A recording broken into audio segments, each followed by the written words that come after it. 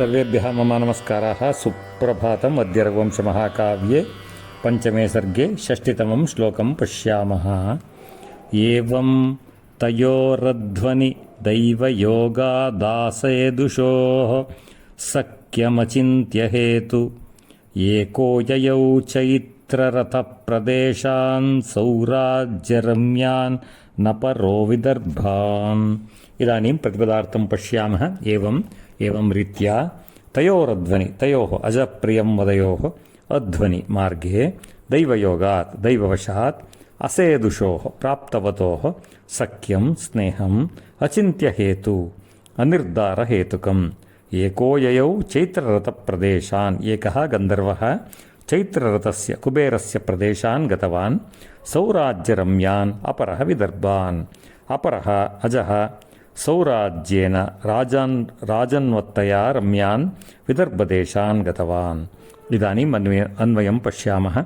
एवम् अध्वनि दैवयोगात् अचिन्त्य हेतु सख्यम् असेदुषोः तयोः एकः चैत्ररथप्रदेशान् अपरः सौराज्यरम्यान् विदर्भान् ययौ। इदानीं तात्पर्यं पश्यामः। अजः सैन्यसमेतः विदर्भदेशं प्रति गच्छन्नासीत्। मार्गे सेनाशिबिरं नर्मदातीरे निवेशयामास। अजः वन्यः मदोन्मत्तः गजः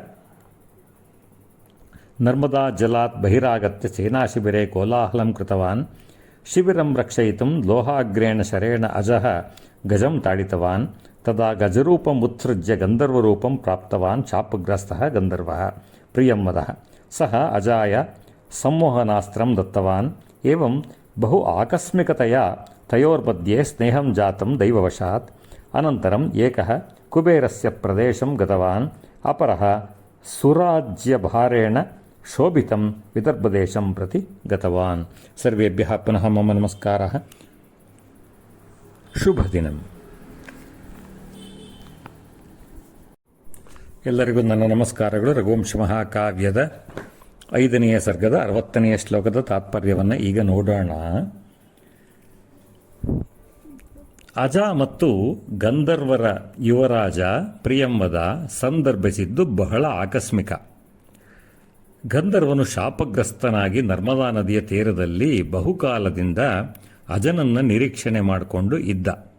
ಅವನಿಗೆ ಶಾಪ ಬಂದಾಗ ಮಾಂಡವ್ಯ ಋಷಿಗಳು ಹೇಳಿದ್ರು, ಇಕ್ಷ್ವಾಕು ವಂಶದ ರಾಜನಾದಂತಹ ಅಜನು ನಿನ್ನ ಹಣೆಗೆ ಲೋಹಾಗ್ರದ ಬಾಣದಿಂದ ಹೊಡೆದಾಗ ನಿನಗೆ ಶಾಪ ವಿಮೋಚನೆ ಆಗುತ್ತೆ ಅಂತ ಇವನು ಪ್ರಾರ್ಥನೆ ಮಾಡಿಕೊಂಡಾಗ ಅವರು ಹೇಳಿದ್ರು.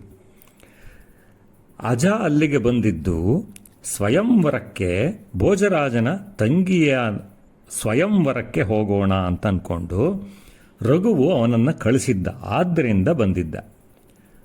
ಅದು ಆಕಸ್ಮಿಕವಾಗಿ ಅಲ್ಲಿ ಆನೆಯ ರೂಪದಲ್ಲಿದ್ದಂತಹ ಗಂಧರ್ವನು ದಾಳಿ ಮಾಡಿದಾಗ ಸೇನಾ ಶಿಬಿರದಲ್ಲಿರುವಂತಹ ಸೈನಿಕರನ್ನು, ಹೆಂಗಸರನ್ನು, ಪ್ರಾಣಿಗಳನ್ನು ಮತ್ತು ಆಯುಧಗಳನ್ನು ರಕ್ಷಣೆ ಮಾಡಬೇಕು ಅಂತ ಹೇಳಿ ಆನೆಯನ್ನು ಸಾಯಿಸಬಾರದು ಅಂತ ಶಾಸ್ತ್ರಜ್ಞಾನ ಇದ್ದಿದ್ದರಿಂದ ಆನೆಗೆ ಪೆಟ್ಟಾಗುವ ಹಾಗೆ ಲೋಹಾಗ್ರದ ಬಾಣದಿಂದ ಅಜನು ಹೊಡೆದ. ಆವಾಗ ಶಾಪ ವಿಮೋಚನೆ ಆಗಿ ಆನೆಯ ರೂಪದಲ್ಲಿ ಇದ್ದಂತಹ ಗಂಧರ್ವನು ಗಂಧರ್ವ ರೂಪವನ್ನು ಪಡೆದುಕೊಂಡ. ಹೀಗೆಲ್ಲ ಆಗಿದ್ದು ಬಹಳ ಆಕಸ್ಮಿಕ ಮತ್ತು ದೈವಯೋಗ. ದೈವಯೋಗದಿಂದ ಈ ಪ್ರಕರಣವು ನಡೆದ ಮೇಲೆ ಮತ್ತು ಅದು ಒಂದು ಒಳ್ಳೆಯ ರೀತಿಯಲ್ಲಿ ಮುಕ್ತಾಯವಾಯಿತು. ಅಜನಿಗೆ ಸಂಮೋಹನಾಸ್ತ್ರ ಅಂತ ಒಂದು ಹೊಸ ರೀತಿಯ ಅಸ್ತ್ರವು ಪ್ರಯೋಜನವಾಯಿತು. ವೈರಿಗಳನ್ನು ಹಿಂಸೆಯೂ ಇಲ್ಲದೆ ಗೆಲ್ಲುವಂತಹ ಒಂದು ಮಾರ್ಗವು ಲಭಿಸಿತು. ಮತ್ತು ಆನೆ ರೂಪದಲ್ಲಿದ್ದಂತಹ ಪ್ರಿಯಂವದನಿಗೆ ಗಂಧರ್ವ ರೂಪ ಪ್ರಾಪ್ತಿಯಾಗಿ ಅವನು ನಂತರ ಕುಬೇರನ ಉದ್ಯಾನವಿರುವಂತಹ ಜಾಗಕ್ಕೆ ಅವನು ಹೊರಟು ಹೋಗ್ತಾನೆ. ಅಜನು ಸೌರಾಜ್ಯೇನ ರಮ್ಯ ಅಂತಂದರೆ ಒಳ್ಳೆಯ ರಾಜ್ಯಭಾರದಿಂದ ರಮ್ಯವಾಗಿರುವಂತಹ ಭೋಜರಾಜನ ರಾಜಧಾನಿಗೆ ಹೊರಡ್ತಾನೆ. ಸರ್ವೇ ಪುನಃ ಮಮ ನಮಸ್ಕಾರः. ಶುಭದಿನಂ.